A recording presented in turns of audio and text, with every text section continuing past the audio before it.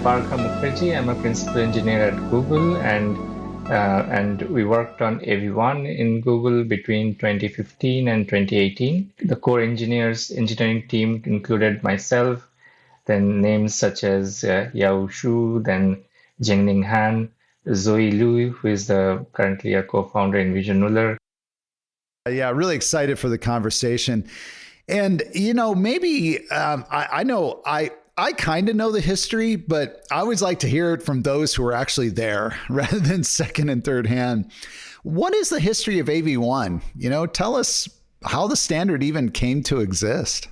Yeah, so you know that there was a company called Onto Technologies that was acquired by Google in 2010, and at that time Onto had a codec called VP8.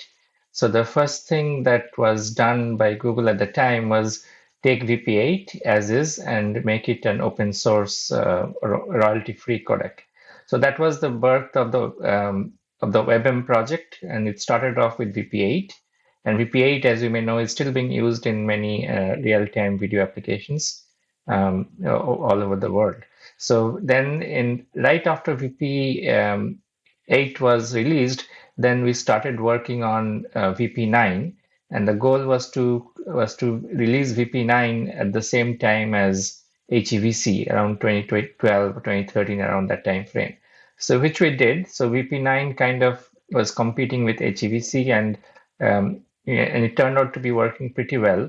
And YouTube then decided to use VP9, started streaming VP9 in 2013 onwards, and slowly over the next 2 or 3 years, the adoption of VP8, VP9, the number of videos that were available in VP9 that were being consumed daily grew to billions a day, just because YouTube was streaming VP9.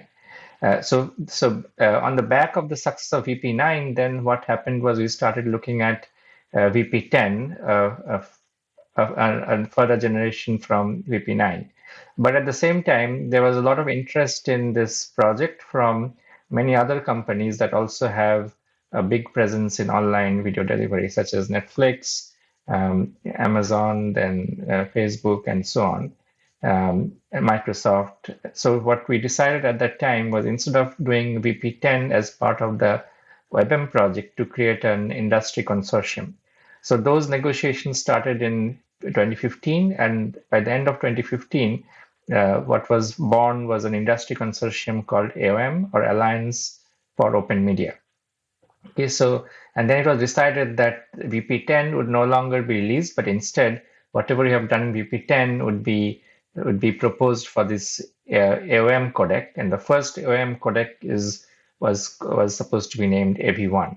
So there were two other projects that were from Cisco and Mozilla at that time that were also aiming to achieve a highly competitive royalty-free codec, and those were called Thor and Dala. So the idea was to Thor, Dala, and VP10 projects to be combined and to produce one codec that would be part of the OM umbrella, and that would be called AV1. So the work on AV1 started in earnest in early 2016, and then it was worked on between Google, Cisco, Mozilla, Microsoft, and several other companies, Netflix, and so on. And then the bitstream was finalized in 2018, around middle of 2018. That was roughly 5 years after HEVC and VP9. And that achieved at the time about 30% more compactness over VP9, which was what our original target was. And at the time AV1 was released, I think among standardized codecs, this was the best. That we have pretty high confidence that this was the best codec in terms of compactness at the time. And now, like going forward from that, we are trying to get everyone adopted more widely in the industry, and also looking forward to a next generation of an AOM codec in a couple of years' time.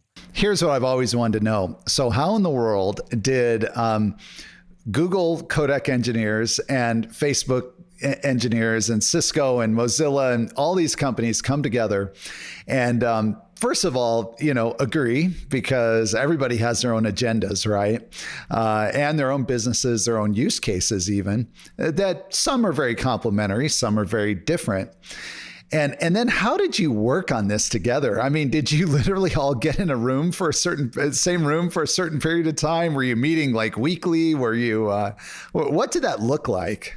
Yeah, so the process was kind of different from the MPEG process. The MPEG process would be like there'd be meetings every 3 months in some exotic place where people would get together for a week, and then they would fight, and then after that go for lunch or dinner together, and so on. But in AOM, we are not doing that. Instead, we are doing weekly calls. But then from time to time, let's say once in 6 months or a year, we would have an in-person event where we would get together, and a lot of the pending items, like pending proposals or pending resolutions of experiments and all, would be discussed and resolved one way or the other over a short period of 2 days or so. So that is how we did. Of course, the processes that we followed at the time were not as structured as an impact process would be. But then it was kind of like a learning experience because that was the first time we were doing it. Now, those of you are familiar with the way the next gen codec from AOM is being developed now. It's much more structured now than what it was at the AV1 time. But that also allowed us to move a lot faster, which was actually good because we wanted to release AV1 within 5 years of VP9, which we were able to do. Now, in terms of working together, of course, when we have proposals from multiple companies in the same area of the code or the same area of the code base, there would be some amount of competition, which is actually not unhealthy. So it was actually good because we pushed each other and actually pushed the other proponents to actually step up their game and actually make things faster or simpler and all of that, which was actually a good thing. But the one thing is we are not competing on royalty, so that is actually a big difference. So that was a lot of the politics was out of the game. It was mostly technical discussions and technical reasons was what was driving decisions one way or the other, which was a good thing to have. How was VP9 chosen, or VP10 ultimately, as the foundation versus Thor and Dala? So I think at the beginning of the AV1 process, I think we had a VP10 code base which was built off of VP9. So we had the code base was already ready. It was already performing better than VP9. VP9 was, let's say, equivalent to HEVC in coding efficiency, and this was getting maybe 10-15% better than that already. And the Dala was an image codec, so it was not a video codec. So it was the code base for Dala could not have been used right away. And Thor was more for very fast encoding schemes.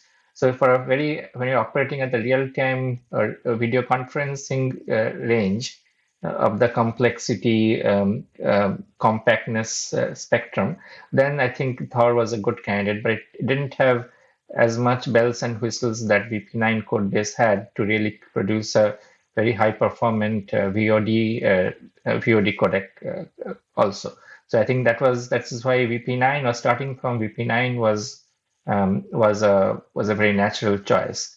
So in the early days of the start of the AV1 process, what we did was it was decided that we'll use VP9 with some modifications as a starting point of the code base. So there were some changes that we got together and made related to mostly the transform types and all of that. And that was what we call VP9 Plus. And VP9 Plus was what was used as the starting code base for AV1 development. And then all the other tools that were already there in VP10 and some tools from Thor and some tools from Mozilla were gradually proposed one by one, as well as new tools. Can you, first of all, just give some sort of an overview of the breadth of tools that were added to AV1, and then let's talk about them. AV1 is not it's still a hybrid motion compensated video codec, just like any other mainstream codec today. It's not a machine learning based codec or one of the newer paradigms that completely throws away what has been done over the last 20, 30 years. It's still a hybrid motion compensated codec. Now, within that framework, so there you can divide the whole thing up into two or three or maybe four different areas.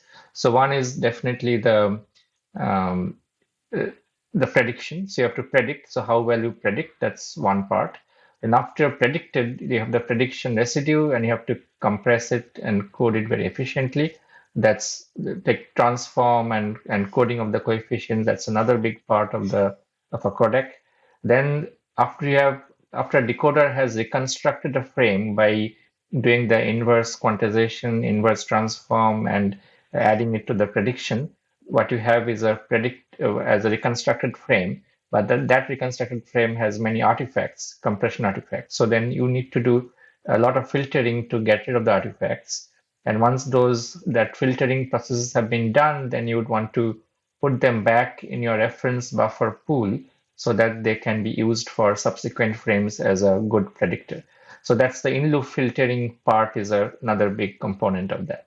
So yeah, so I think these are the three main areas. So I think if you had to focus on a few areas where we think everyone really excelled, I would start off first with the in-loop filtering pipeline, because I think the in-loop filtering pipeline, everyone is quite a bit more sophisticated than what was there in other codecs at the time. So and also there is this notion of inbuilt super resolution. So I'll talk about that a little bit.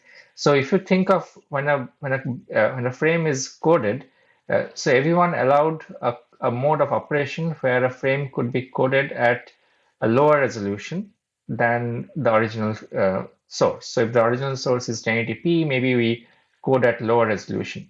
And if we do code at lower resolution, then all the predictions that we do, like interframe prediction, they also need to be predicted from a different resolution frame or a high resolution reference frame. And so the prediction process in everyone is already tuned to actually do this kind of across scale predictions. So we can actually, given any frame and even an interframe, we could actually do pretty well by coding it at lower resolution. Now, once we do that, then we do the transform and all that, and then we get a reconstructed frame, which is at a reduced resolution. And then, so at some point in the in-loop filtering pipeline, we would actually do an upscaling to get it back to the full resolution before we move the frame back to the reference buffer pool so that it can be used for subsequent frames. And at the same time, you can also tap it out and also use it as an output frame. Okay, so now this upsampling process that the in-loop filtering does, on both sides of that upsampling process, there could be some other processing that we do. For instance, if you have coded the video at, let's say, 720p resolution, starting off from 1080p, then your reconstructed video is still 720p. But then your blockiness and blocking artifacts that you see that you have to get rid of would be at the 720p resolution. So your deblocking that you need to run needs to be at the lower resolution. But then after you upscale it, you do another level of processing to again improve the quality and actually get some of the features or basically do super resolving rather than just a plain upscaling. So you can divide up the in-loop filtering process into two main parts. One part is applied at the coded resolution. Then you have the upsampling, and then you have another part that is that is done at the upsample resolution. So that's the overall framework that we have in AV1. Now, among the tools that are used at the coded resolution, we have deblocking that I just mentioned, and then there's another tool called CDEF, and that came it's a joint tool between Cisco and Mozilla.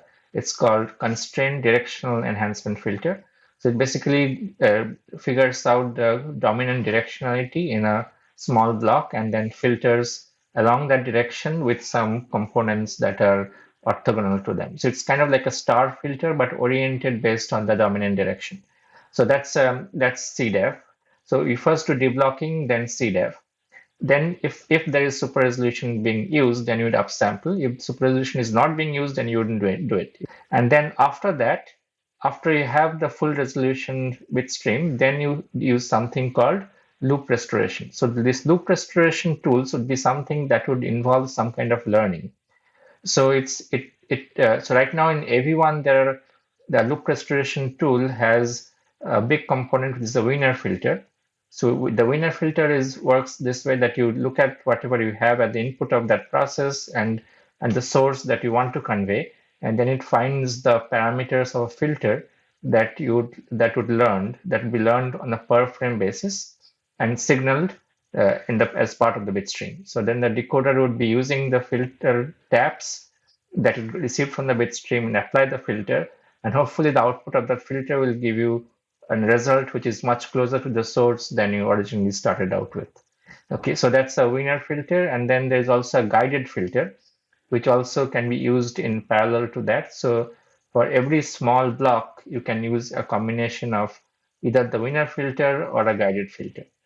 Okay, so now this loop restoration tool operates post upsampling, and so there has to be some learning element so that it's no matter how much you reduce resolution by, it should still be able to learn something because you are sending the parameters in a bit stream. So that's why, so that's the entire pipeline. And I think all the tools that we have there are several of the tools here that actually have not been seen in the video codec community at all. Like CDEF is a completely new tool. Then the Wiener filter that we use is a separable Wiener filter, which is much simpler to implement than a non-separable Wiener filter.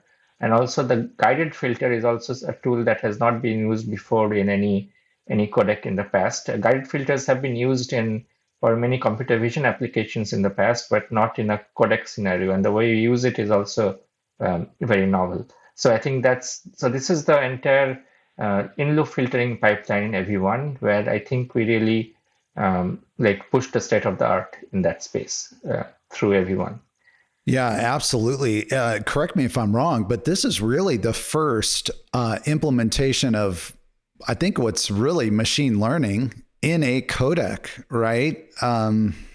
HEVC did not have any tools that use learning, and I actually don't know about VVC, but yeah, so the Wiener filter kind of tools were not actually adopted in HEVC.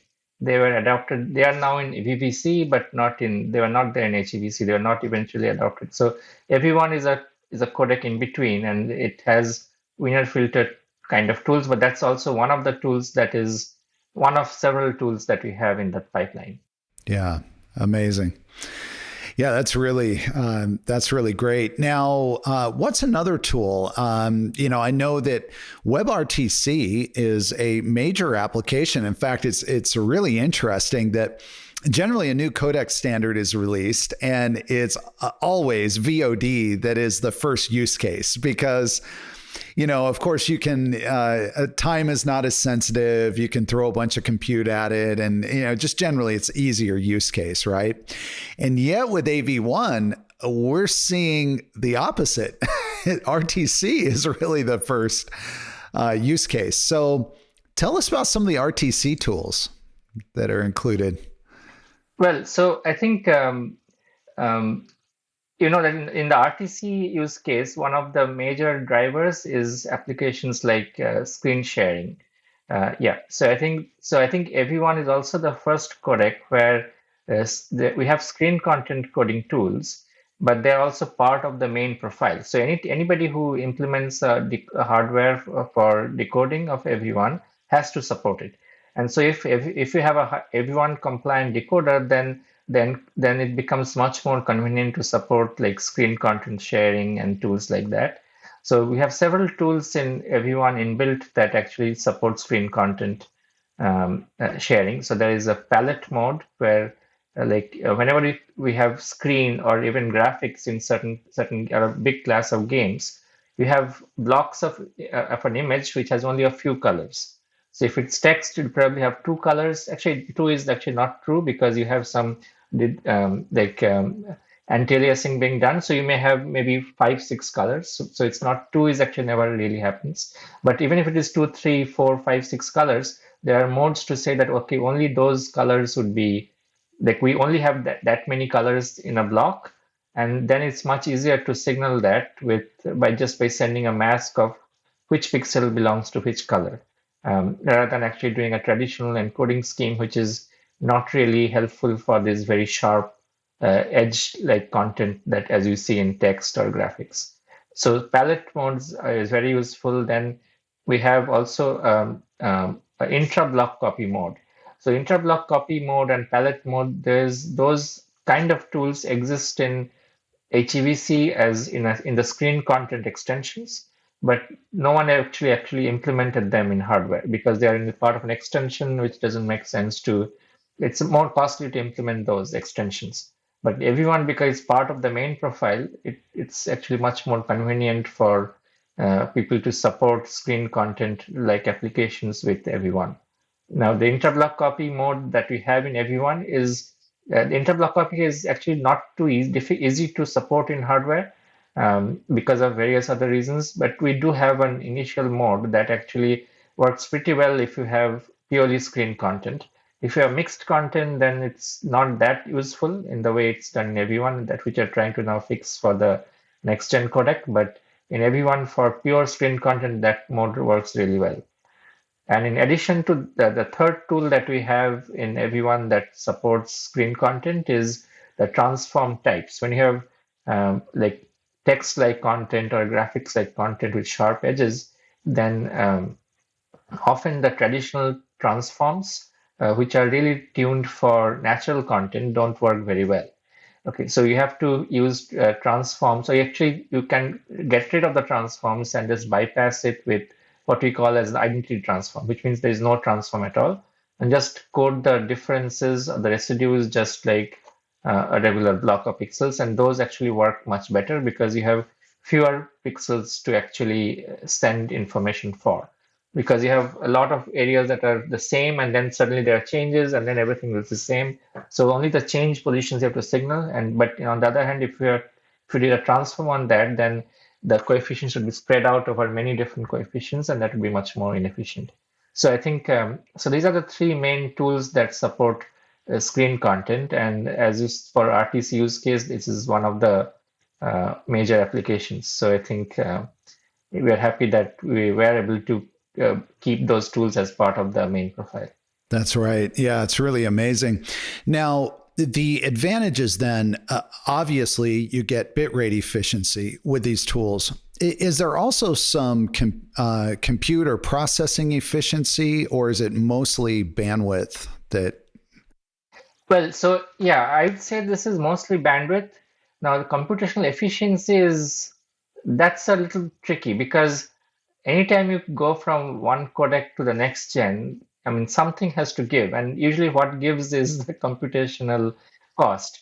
And what you have seen over multiple generations of codecs is like anytime a codec is released, people usually focus on the VOD use case because they show this much gains at 10% or 20%, 30%, 40% gains over the previous generation codec, but that is assuming a very slow encoder, and which may be possible for VOD use case, but even for VOD, it may be too slow, especially if you consider like service like YouTube, which has like so many millions of videos being uploaded every hour, every day.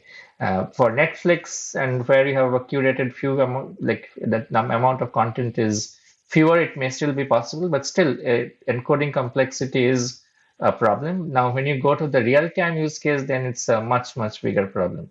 So I think in that case, I think the codec industry the codec community as a whole needs to do a better job in actually really reducing the time between the release of a new codec specification and the time when it becomes ready for use in a real-time scenario. So typically there is a lot of engineering resource that needs to be put into that codec, starting from a very heavyweight encoder to actually get it to a stage where you can actually use it in a real-time video conferencing scenario. Yeah, it's very interesting what you just said, because the desired state for almost all of the services and video platforms is one codec to rule them all, rule the world, to use across. And, you're right. If you are a SVOD service, then that's maybe more possible because you're only talking file based. You have a relatively small number of files. If your content value is high, you probably can afford to put compute cycles behind, what it's going to take to do a very high quality and very efficient encode. However, for the rest of us that operate platforms that need to service a wide variety of use cases, what I just heard you say is what we all know is that we're in a multi-codec world. We're in a multi-codec world. Most people look at it purely from a playback perspective, but I heard a different angle in what you're saying. What you're saying is that maybe in time, perhaps there will literally be a codec that is built almost solely for live, for example, has a very specific set of characteristics, performance characteristics.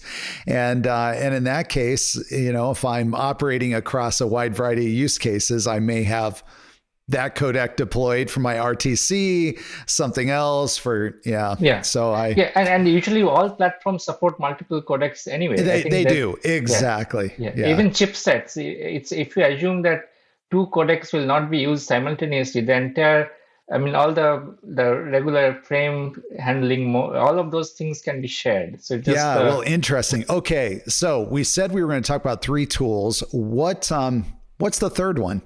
Yeah, the third one I wanted to, it's actually not one tool, it's actually a collection of several tools. I think just similar to the in-loop filtering, I didn't talk about just one tool, I talked about an entire area of the code base, of the codec. So similarly for the prediction side, I think everyone went a little bit too overboard to be honest, with a number of prediction modes that we support. And so I think one of the areas that we focused on particularly well is on the compound modes. So compound predictions are where you combine two different predictors to create a separate predictor. So let's say you have, so typically you can have a forward predictor and a backward predictor and you average them. That's the simplest form of compound predictor. But in AV1, you could actually combine them in multiple ways. You could combine them based on how close the pixels are. So that's one mode. You could combine them based on the distances of the references of each of the two references to the current frame. So you could combine them that way. You could also combine them using wedge. So let's say you can say that if you consider a block where there's a straight line wedge going through it, so maybe on one side of the wedge, you're going to use one of the predictors, and the other side of the wedge, you would be using another predictor with some blending in between along that edge. So that's the wedge mode. And so that's a set of compound inter modes, how we combine two inter modes. Then we also have a combination of inter and intra. So for instance, in the wedge case, we could say, okay, one side of the wedge would be an intra predictor, and the other side of the wedge would be an inter predictor. And then with some blending in between. So that's another inter-intra wedge predictor. And then you can also have inter-intra smooth predictor, which is basically saying that you gradually, if you're predicting a block, then from the intra boundaries, you gradually blend the weight so that near the edges of that block, near the intra edges, you're going to weight the intra more. But then as you go further away from the edges, then you start weighing the inter more. And it proceeds along the direction of the prediction. So there are several intra modes that we have there. So I think this entire area of compound prediction, we have many different ways of doing it, and actually they bring each of those separately bring small gains, but if you put them as part of a package, you have a substantial gain. Okay, so that's the prediction tools, but these are also like from AV1, they were sort of like foot in the door in some of these, or actually we're pushing the hardware to do certain things that they were not doing before. But now, I think once the hardware, the die is cast, now if they are able to process inter-intra in a better way, then that also helps us on the future codec by improving those tools and having much better prediction modes that use the same infrastructure. So that was one of the benefits. So it does have good coding gain, but it also sets the standard for the industry going forward. Yeah, amazing, amazing. Well, thank you for highlighting that. Something that comes to mind. I always want to be practical to the audience, to the listeners, and I know that everyone who listens is really going to appreciate the history that you provided and the information. But how would somebody? There's some new tools. There's like any new codec standard, you really need to get under the hood to really exploit. My observation, even as only a semi-technical person, is that sometimes decisions are made a little bit too rapidly about whether a new standard is effective or is not in a use case, because maybe they just didn't take the time to really get under the hood and really learn and to really explore, how to correctly configure and set up and operate. And so how would somebody who's listening and saying, yes, I know AV1 is coming, I clearly can feel the momentum, we're starting to think about it, I need to just get my hands and start learning how all these tools work in my environment. What's your expert guidance, as to how to get up to speed on AV1 as an encoding engineer, as someone who's working directly with the codec? Yeah, so when everyone was finalized in 2018, so I think there was because we had working on a very tight schedule at the time when everyone was being worked on, we didn't spend too much time on the encoder side to making it faster. So because we are just trying to hit the deadline of 2018. Yeah, so when everyone was first finalized, of course, there is a huge camp of anti-everyone folks that took the software and then met some tests and found it was 1,000 times slower than what a corresponding HEVC software would be. And that was probably true for maybe about a month, but within a month it became that 1,000 times became maybe 100 times. Which is still unusable, but still it was much worse than. But the talking point would stick to many people. Say, "Oh, it's 1,000 times slower." Then what's the point? But then over the next 6 months, it became fast enough that we could actually convince YouTube to start using it, and YouTube would not use it unless the complexity is within check or within limits. So then everyone started being more useful, but the initial impressions people had. Unfortunately stuck with some people. So often what I would like, if someone really wants to explore a new codec, whether it's AV1 or EVC or VVC or anything that they want to explore, I think of course you have to look at the software and run it. But then whenever you have difficulty and you're seeing that the results are not matching what you were expecting or what the proponents have been telling you should get, the best thing is to actually get in touch with the actual people who are developing the software to see what am I doing wrong.